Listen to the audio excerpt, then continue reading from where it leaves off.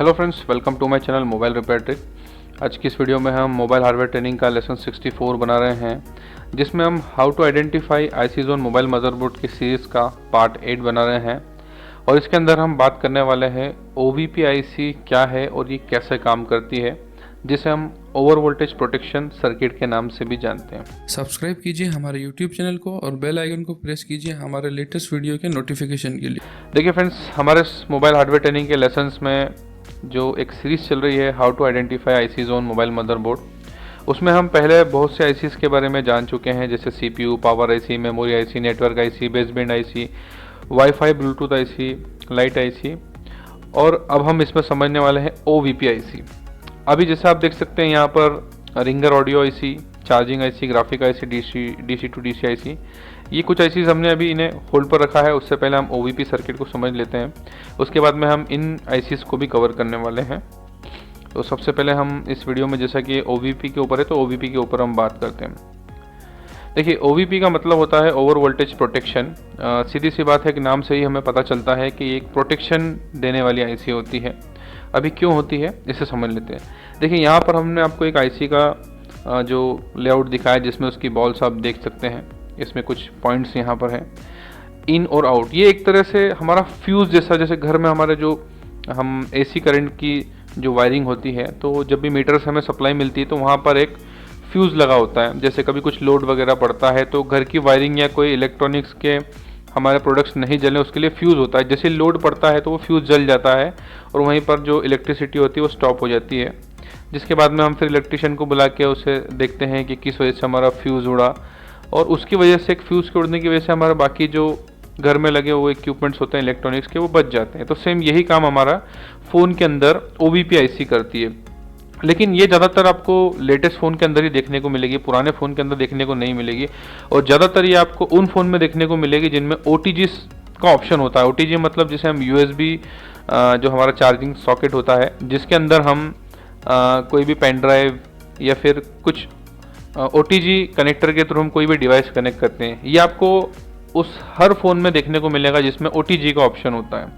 और इसे USB से आने वाले वोल्टेज से प्रोटेक्शन देने के लिए आईसी को लगाया जाता है, क्योंकि हमारी फ़ोन की जो बैटरी होती है वो मिनिमम 3.7 से लेकर मैक्सिमम 4.2 तक वोल्टेज जो उसके अंदर स्टोर होते हैं।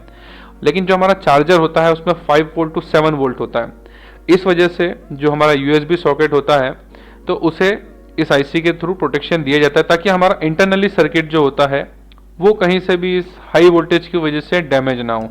तो सबसे पहले हम इसका सर्किट डायग्राम के थ्रू इसका वर्क को समझ लेते हैं। ये देखिए, यहाँ पर हमने Redmi 5A का जो फ़ोन है उसकी स्कीमेटिक डायग्राम आपको दिखाया है OVP आईसी का। तो इसमें जो है आप देख सकते हैं, यहाँ पर जो हमारी OVP आईसी है उसे चार्जिंग कनेक्टर और चार्जिंग आईसी या पावर आईसी के बीच में लगाया जाता है। देखिए, सबसे पहले हम इसके पॉइंट्स को समझ लेते हैं। जैसा कि आपने यहाँ पर जो बॉल्स देखी हैं ABC 1 2 3, तो इस तरह से एक हम लेआउट के थ्रू आपको समझा रहे हैं, जो कि Redmi 5A का है। यहाँ पर आप देख सकते हैं, देखिए C1 C2 B2 जो है इन पॉइंट है, मतलब जो USB V बस जो होती है लाइन हमारे, वो चार्जिंग सॉकेट के प्लस की होती है। यहाँ पर आप देख सकते हैं V बस _USB_in। यहाँ से वोल्टेज सबसे पहले हमारा जो USB सॉकेट या चार्जिंग सॉकेट होता है, सबसे पहले एक पैरेलल में कैपेसिटर लगा होता है। उसके बाद में इन 3 पॉइंट्स पर जो है हमारा वोल्टेज जो होता है USB सॉकेट का, वो इन होता है।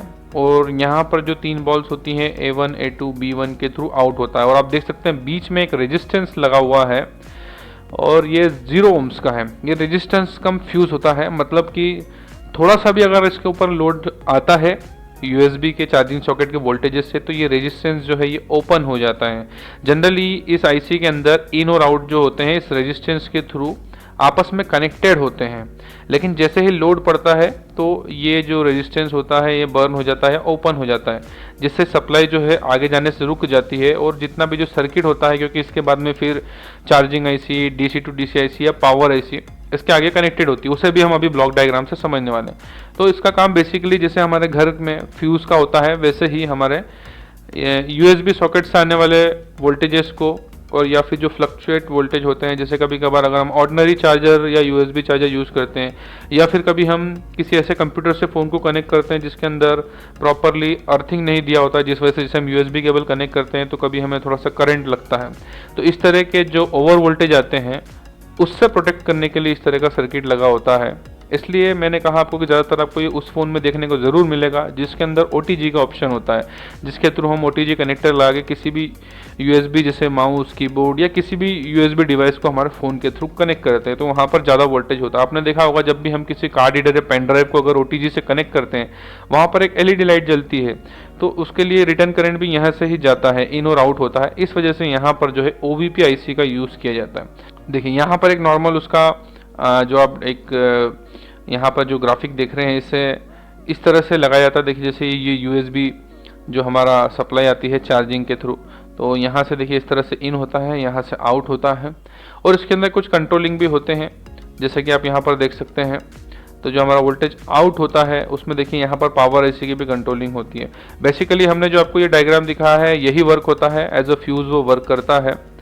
लेकिन कुछ जो लेटेस्ट फ़ोन आते हैं उनके अंदर पावर IC से भी इस IC की कंट्रोलिंग होती है। अभी हम आपको कुछ लेटेस्ट फ़ोन के डायग्राम भी दिखाने वाले हैं।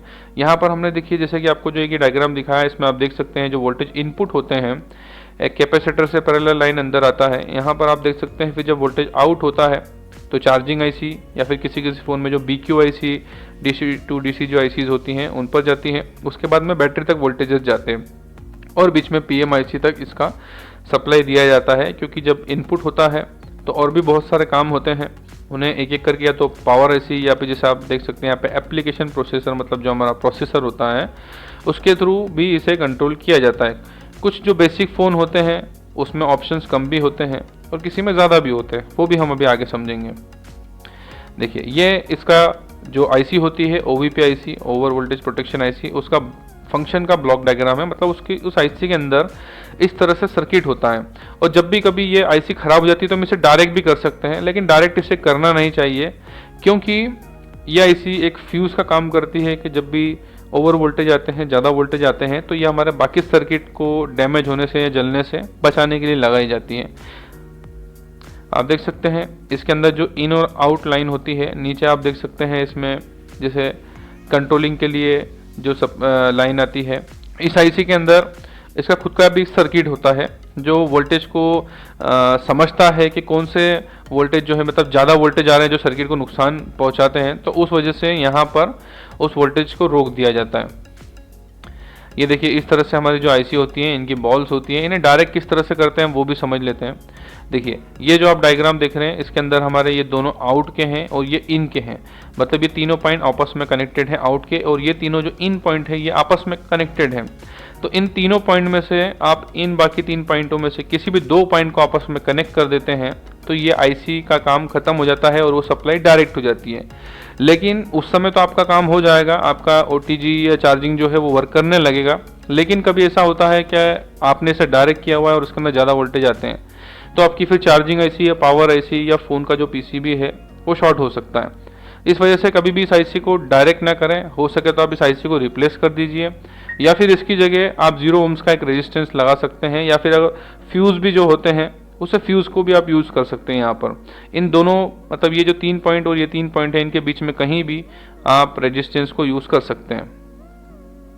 देखिए ये MI का 11 Pro हैंडसेट है, उसकी जो IC होती है उसे हमने यहाँ पर आपको डायग्राम दिखाया। देखिए इसमें थोड़े से फंक्शन बढ़ गए, जैसा कि हमने बताया था टाइम के साथ फ़ोन जब अपडेट होते हैं तो इस OVP IC के अंदर भी कुछ फंक्शंस बढ़ गए हैं। जैसे यहाँ पर आप देख सकते हैं वोल्टेज इन और आउट के लिए तो 3 पॉइंट दोनों साइड हैं। उसके अलावा आप देखेंगे यहाँ पर तो इसमें इनेबल सिग्नल भी आ गया है, OTG OVP इनेबल, मतलब जो हमारा OTG कनेक्टर होता है उसे इनेबल करने के लिए भी यहाँ पर पिन दिया हुआ इनेबल सिग्नल, क्योंकि हमारे CPU से आता है। और यहाँ पर आप देख सकते हैं ग्राउंड के लिए भी है, क्योंकि जहाँ पॉजिटिव सप्लाई है तो वहाँ नेगेटिव सप्लाई भी होगी, तो नेगेटिव के लिए भी काम होता है। और इसके अलावा इसके अंदर आप देख सकते हैं जो बाकी कैपेसिटर रेजिस्टेंस सीरीज़ में या पैरेलल में होते हैं, कि बेसिक्स हमने आपको डायग्राम दिखाने से कोशिश करी है। तो जितने भी जो लेटेस्ट हैंडसेट आते हैं उसमें इस OVP IC में ही जो हमारा OTG का ऑप्शन होता है उसे इनेबल करने के ऑप्शन भी होता है। और टाइम के साथ ये IC और भी ज़्यादा अपग्रेड होती जा रही हैं।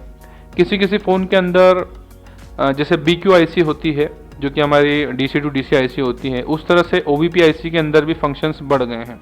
तो फ्रेंड्स, उम्मीद करते हैं इस वीडियो में आपको OVP IC के बारे में पूरी जानकारी मिल गई होगी। अगर आपके मन में फिर भी कोई डाउट्स है तो आप इस वीडियो पे कमेंट कर सकते हैं, हम 101% उसका रिप्लाई करेंगे। और वीडियो अच्छा लगा हो तो लाइक कीजिए, हमारे चैनल को सब्सक्राइब कीजिए, क्योंकि इस तरह की नॉलेजेबल वीडियो हम हमारे व्यूअर्स के लिए बनाते रहते हैं। Thanks for watching.